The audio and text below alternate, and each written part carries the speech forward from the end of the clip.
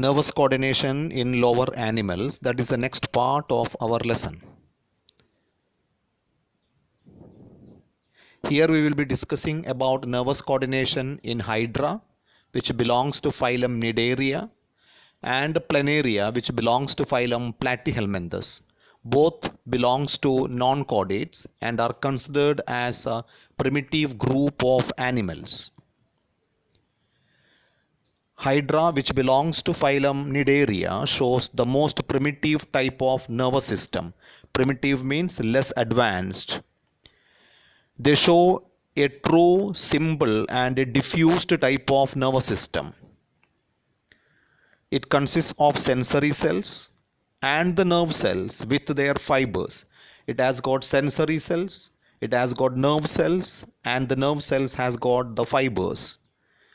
The nerve cells are scattered throughout the body and interconnected to each other by synapses between their fibers to form a nerve net. The nerve cells are scattered throughout the body, but these nerve cells are interconnected through their synapses. Because of the interconnection, it resembles a nerve net.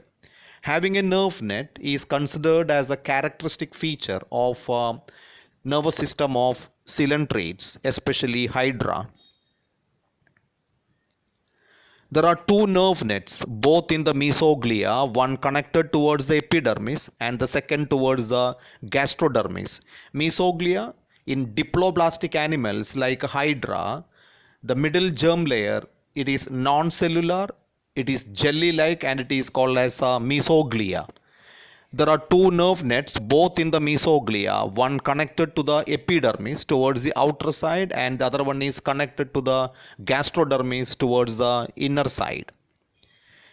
There are sensory cells scattered in the body wall as well as in the tentacles. Tentacles are the organs for locomotion as well as food capturing.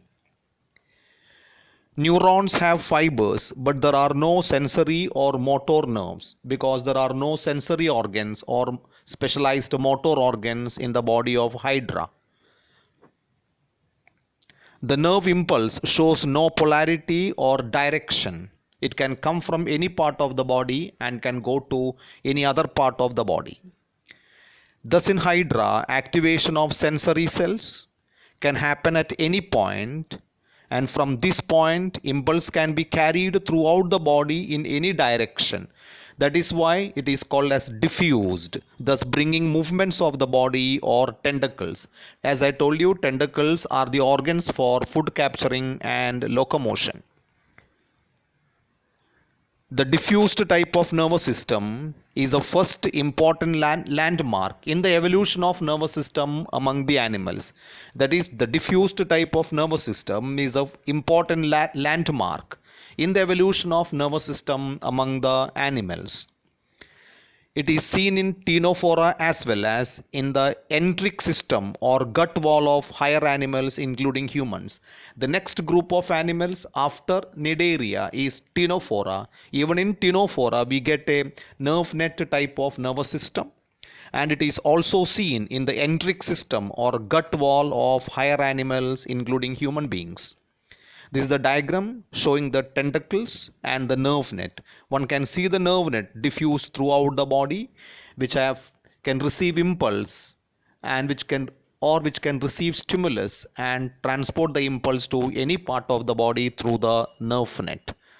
Thank you. The nervous system in Planaria is the next part of our lesson. Planaria belongs to phylum Platyhelminthes, is the most primitive animal with the central nervous system located on the ventral side of the body.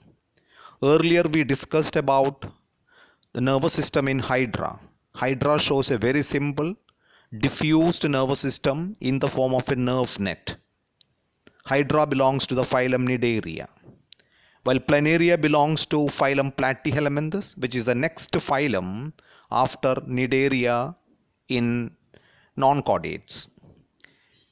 The nervous system of Planaria consists of a mass of cerebral or cephalic ganglion appearing like an inverted U-shaped structure, and it is called as a U-shaped brain, and it is present in the head region. These lie in the anterior or in the head region, and from each ganglion arises 9 branches towards the outside. That means the central nervous system comprises a U-shaped cerebral or cephalic ganglion in the head region, which gives out 9 branches towards the outside. Ventrally, from below the ganglia arises a pair of ventral nerve cords or long nerve cords.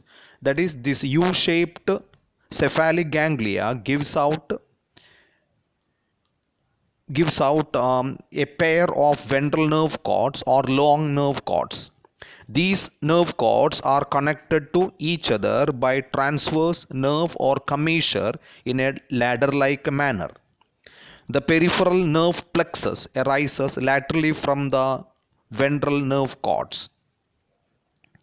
The peripheral nervous system includes sensory cells arranged in lateral cords in the body. A pair of photosensory structure. The eyes are located on the dorsal side of the brain. Body shows scattered single sensory cells. This is a diagram that's showing an eye spot.